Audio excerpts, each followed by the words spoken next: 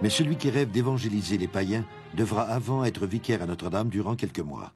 Et son premier voyage, il ne le fera pas pour l'Afrique ou l'Asie, mais vers la France, où le jeune prêtre québécois se retrouve professeur au séminaire d'Issy-les-Moulineaux, près de Paris, où il enseigne avec passion le droit canon. Je vous assure que ça n'a pas été une mission facile.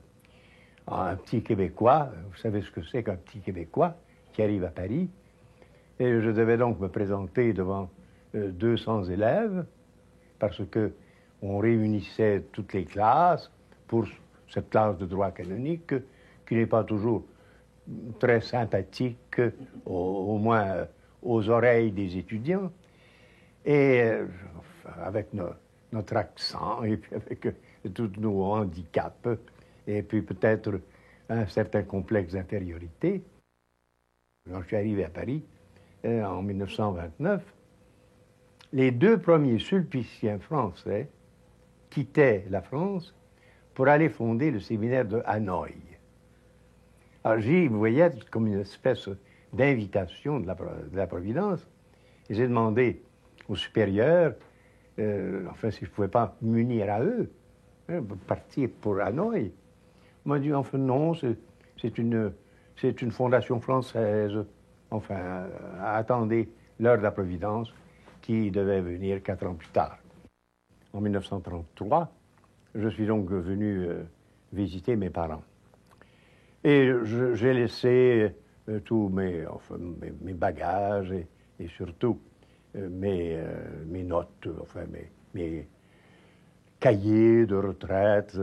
J'ai laissé ça dans ma chambre parce que je devais retourner pour l'ouverture des classes, septembre, octobre. Je devais prêcher la retraite d'entrée. Et en arrivant à Montréal, je rencontre mon provincial, M. Neveu, que vous avez peut-être connu, et qui me dit, on nous demande d'aller fonder un séminaire au Japon.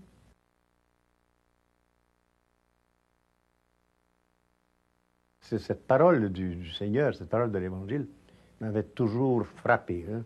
Allez, vous serez mes témoins, ici et jusqu'aux extrémités de la terre.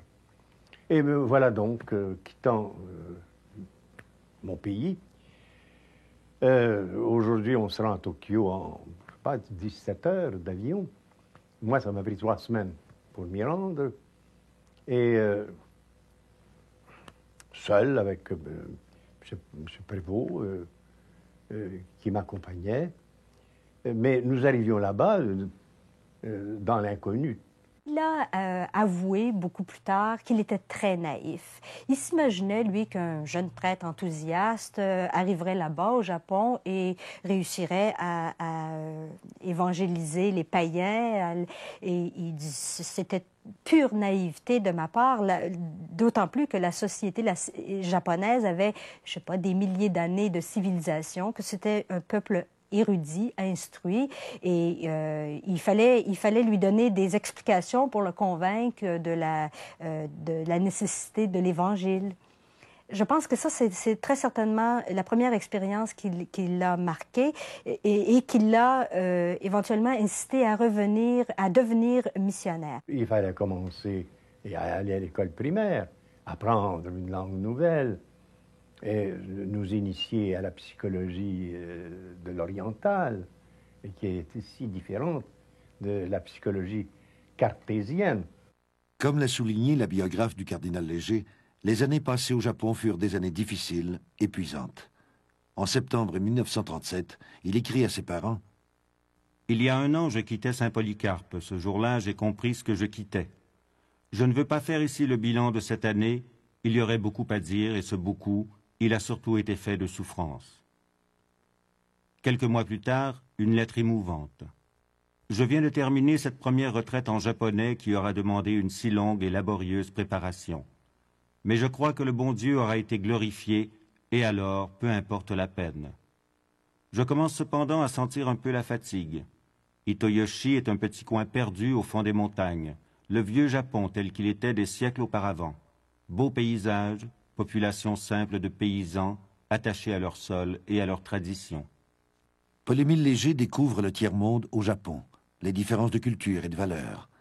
Il découvre aussi ce qui sera pour lui le symbole de la désespérance du tiers-monde, cette terrible maladie qu'est la lèpre. Il en gardera une tristesse et une volonté d'aider qui orienteront une bonne partie de ses actions durant le reste de sa vie. 9 mois après mon arrivée, alors que je savais un peu quelques mots de japonais, que je pouvais lire assez distinctement une phrase, que je composais une homélie jour et nuit pendant une semaine et que je débitais le dimanche devant 200 catholiques, c'est tout ce qu'il y avait, dans la seule paroisse, dans une ville de près d'1 million d'habitants. C'était vraiment, c'est ça. Enfin, aujourd'hui, on dirait pays païen, les ténèbres de la mort. Il y a toute une nouvelle terminologie pour la mission. Mais à ce moment-là, moi, j'ai connu cette mission d'autrefois. Au moment où il quitte le Japon, le séminaire existe et il y aura bientôt des sulpiciens japonais.